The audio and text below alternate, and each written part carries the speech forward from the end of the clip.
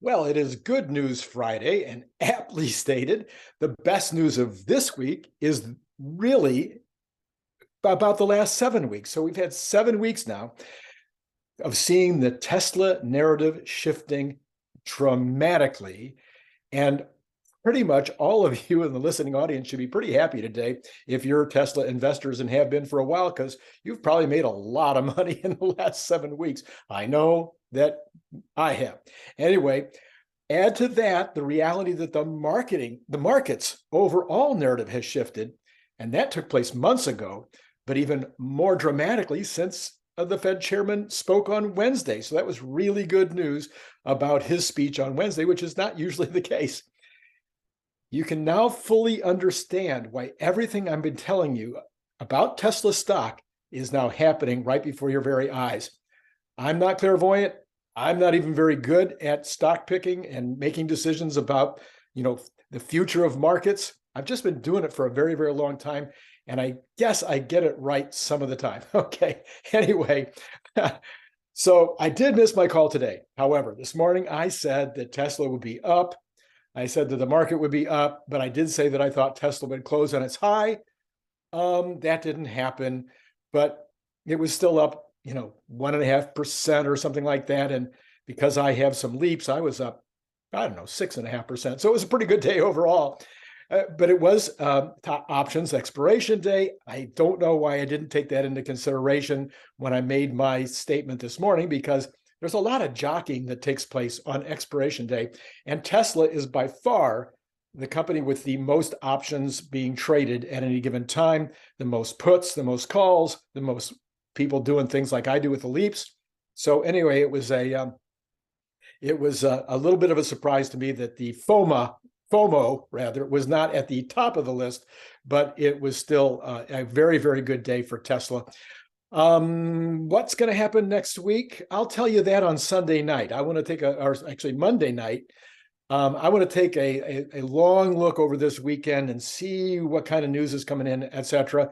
I think we'll continue to see the rally. I think we could be at 300 next week. Do I think we will? I think we could. I do. I don't see any reason why the stock is going to go down other than profit taking. So let's now do a little more reviewing. If you haven't hit the like button, that's something you can do now or later. Preferably at some point. I'd love you to hit the like button. If you haven't subscribed, I don't know what you're waiting for. If you haven't bought a copy of the book yet, what's going on here? There's a number of books there you might want to take a look at. The Elon Musk mission, the Elon Musk method. The mission is for everybody. The Elon Musk method is mostly for people that are in management, or owners, or founders, or people that want to be founders. The Making Money Out of Thin Air is an accounting book for small business owners. And When Friday Isn't Payday is a how to start a business, how to make a business successful, et cetera, et cetera. When Friday Isn't Payday has been on the market now since 1993. It's in its third edition. The third edition was published a few years ago, so it is right up to date. Anyway, those are a few of the books that I have on the market right now. All right, let's get into it. Oh, Patreon, I forgot about Patreon, but you didn't, right? You were just waiting for me to say that you might want to look in the information below and click on Patreon and participate in Patreon. All right. If you didn't see this morning's video, and you might want to go back and take a look at it, I provided some of the narrative that we're going to be talking about here in that episode. I'm going to approach it much differently right now, because obviously I'm not just going to repeat this morning. You will definitely want to take a look at tomorrow morning's episode with Larry Goldberg. We're going to take a deep dive into some of the issues that I'm raising today, plus some additional issues that Larry has. He's got some question marks about the future of the market, as well as the future of Tesla. He's going to raise some of those, and he's going to provide his own flavor, because he's not nearly as much of an optimist as I am, even though he's a bull. But the Larry Goldberg, smart guy, you want to check that out. That's why you want to hit to be notified, is so you can know when Larry's going to be on. You'll also want to be hitting notify, because Sunday morning, in my opinion, and it's the only opinion I've got, the video I'm putting out on Sunday morning is going to be the most important one I've ever done. I think you'll agree at the end of the day. Maybe you'll put a note to that effect, if you wouldn't mind, on Sunday morning. Maybe you'll tell your friends about it on social media. I'm looking for people to actually get that video going crazy, because I think it's going to help a lot of people to recognize what Tesla is really all about, to get the full picture. And I'm going to do it in a way that I think will be super interesting. I don't know. Maybe you'll decide I was full of it and maybe I'm building it up too much. All right.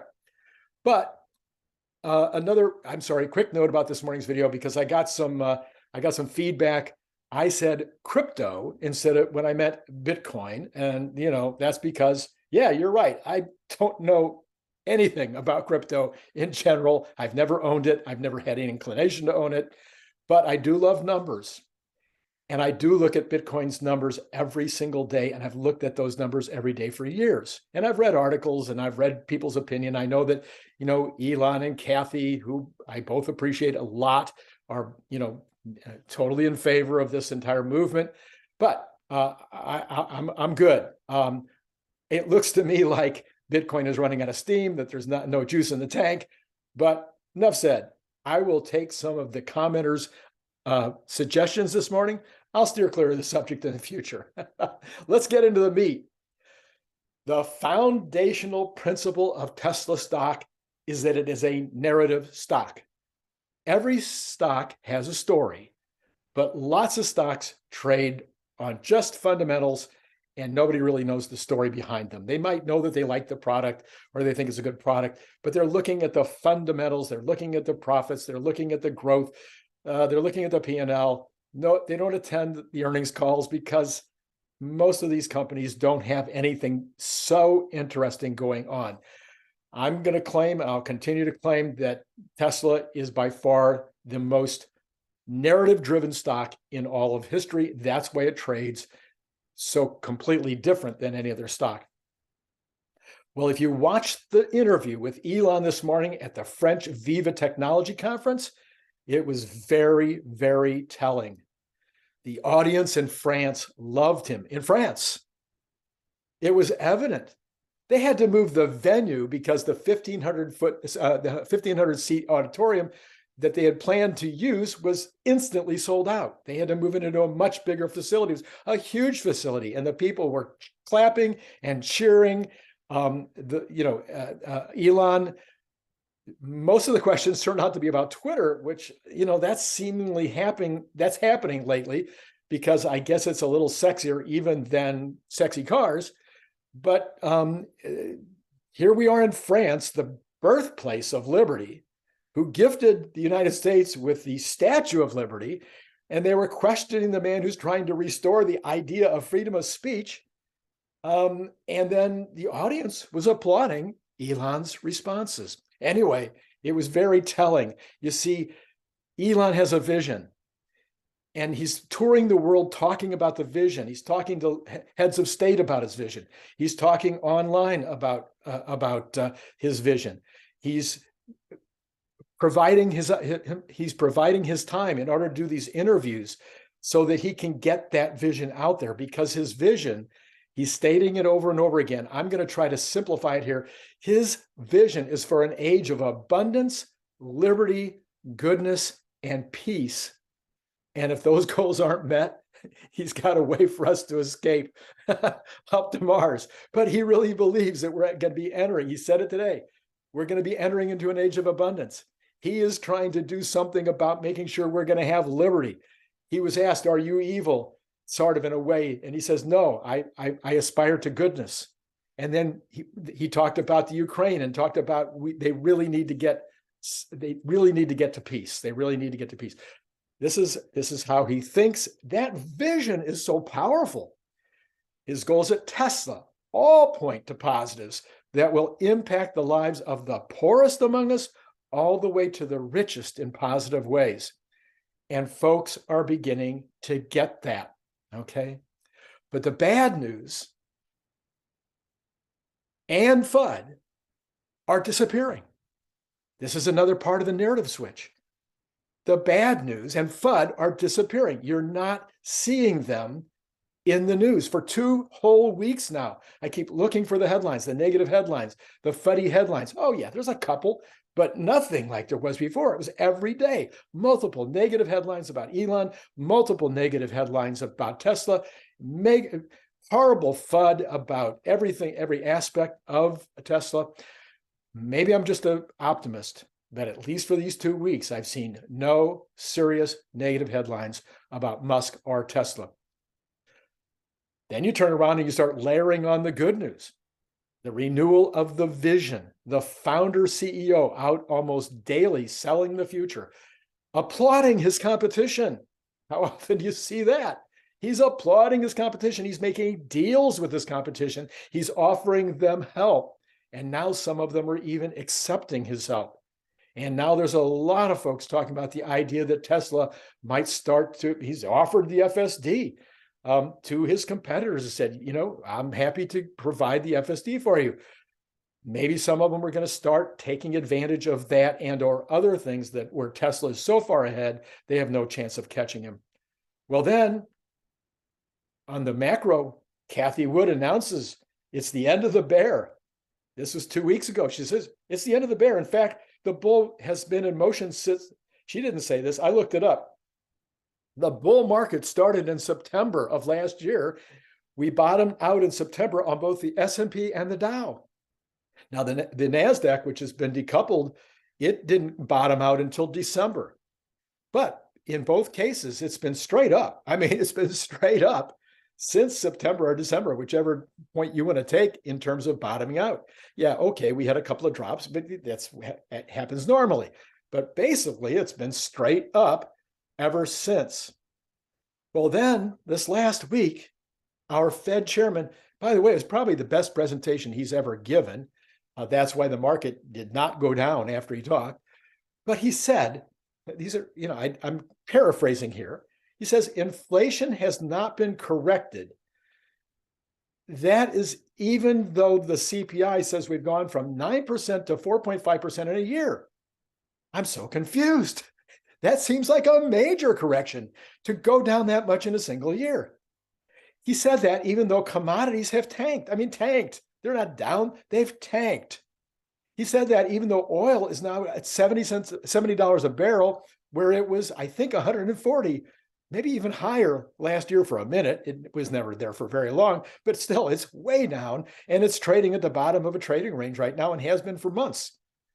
He said that even though Treasury yields are still at 3.7%. The 10-year is still at 3.7. I'm so confused. Even though he says that services and rents are the big remaining issues, but then he goes on to say that there's plenty of evidence that rents are now in line, even if the CPI isn't showing it yet, because it's a lagging indicator. I don't know if he uses Trueflation or not. You should be using trueflation.com to get the real skinny, and Trueflation is showing that inflation is now at about 2.5. Anyway, the market is in full bull mode. Tesla is returning to the realistic valuations for a company that is growing this rapidly. But more importantly, Tesla, now this is a quote unquote, this is a quote Randy. Tesla has the potential to be multiple times more profitable than Apple. Don't put in that part of the quote where I flubbed. Tesla has the potential to be multiple times more profitable than Apple with absolutely no risk. Now let that sink in. What do I mean by no risk? $23 billion in the bank. No question they'll be throwing off cash flow, free cash flow in the next 2, 3, 4 quarters. So there'll be maybe 30 billion in the bank by the end of the year, and that they have no debt.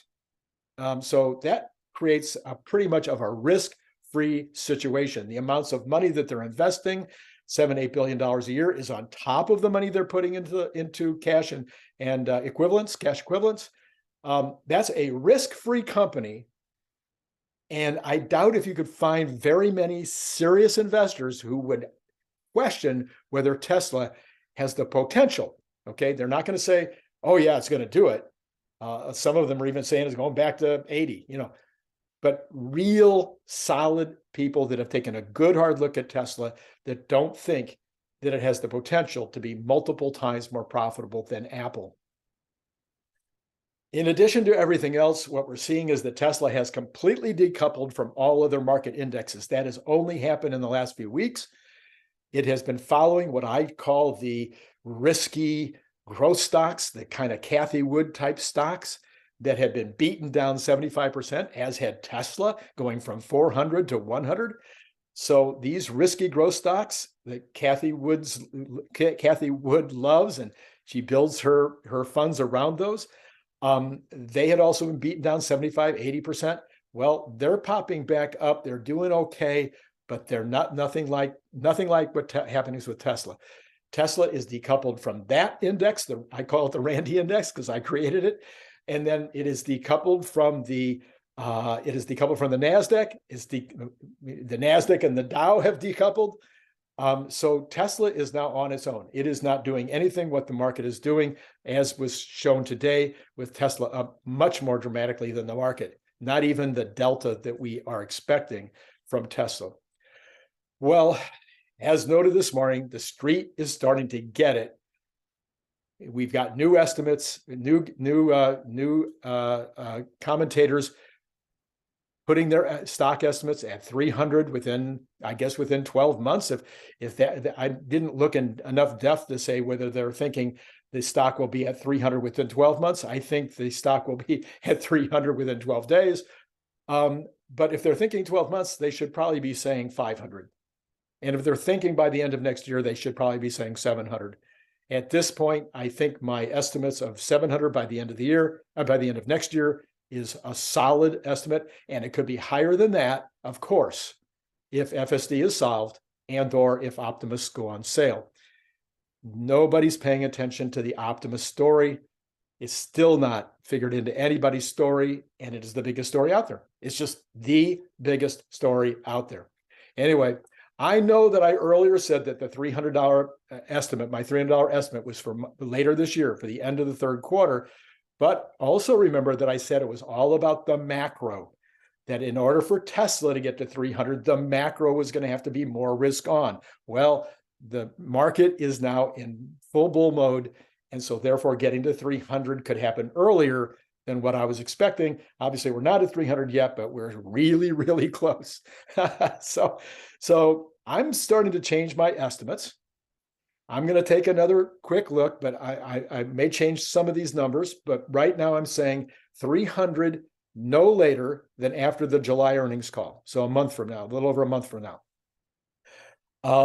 It may be in 12 days. And if we do get to 300, I've said it over and over again, I think there'll be a pretty solid barrier, really difficult to crash through. So we might see that we come down from 300, 10% or something like that, and then bounce up against 300 again a couple of times. Usually it takes at least 2 or 3 times before it'll break through. So it may be that we go to the July earnings call in the 300 range, 250 to 300 range. And then when we get into the July earnings call, maybe we start our move to 400. And I would say we don't hit 400 until after the third quarter earnings call now, and maybe not until the first quarter of next year. The things that are going to make a big difference on whether we see 400 this year or next year would be the Cybertruck release, the start of construction in Mexico, the start of construction in Reno, probably the start of construction in Shanghai of the new 450,000 square foot building that they want to build in Shanghai, some good reports on the 4680, and 2 additional Optimus updates. The number one thing that could, besides the potential that any day Elon could say you can ride in the car from the backseat. The driver doesn't have to be behind the wheel anymore. Obviously, that would make the stock go crazy. That would change everything. I do think that there's a possibility that the next 2 updates coming from Optimus, even if they don't do the reveal this year, even if they don't put it on sale this year, which has been my goal all along, is that in the year 2023, Optimus goes on sale. Even if that doesn't happen, these new updates might finally get the street to recognize this is a real thing that's going to happen real soon. And that could add 100 points to the stock overnight. I mean, literally, maybe even more than 100 points if the street finally gets what the potential is for Optimus. Anyway, I'm calling 700 for the end of 2024, but it could be much higher than that. the 2025 numbers, I haven't fully thought through those yet, but there is going to be this report on Sunday that might be related sort of to that. And that's anyway, you're going to definitely, I'm going to blow your mind with this episode on Sunday morning is going to blow your mind. It really is. You really need to, after you see it, I'm hoping that you will put it up on social media. I'm hoping that you will retweet my posting on social media. We're going to want to get this one out to everybody because it's really important. Anyway, hit like if you liked. By the way, what do you think about the new background? I've got some changes to make to it. I need my artist to lower the table just a little bit, maybe reduce the size of the books just a little bit. But I kind of like, I need something more masculine in terms of that little flower over there. I've got a couple of ideas. We'll see. But in general, do you like this background? I think it looks nice and clean. And anyway, let me know if you like the background. Comment on anything above. I'd love to hear your comments, of course, and I try to respond to as many as I can. I appreciate all of you. I appreciate the growth in this YouTube channel has been astronomical, and I appreciate that you guys have been loyal to me during this time. And for all of you on Patreon that are continuing with me on Patreon, I certainly appreciate you. It's been a great ride, and I'm looking forward to continuing the ride for many years into the future. So hit subscribe, hit notify, and go down and sign up for Patreon. And that's all I've got for you today. It has been fantastic talking to you.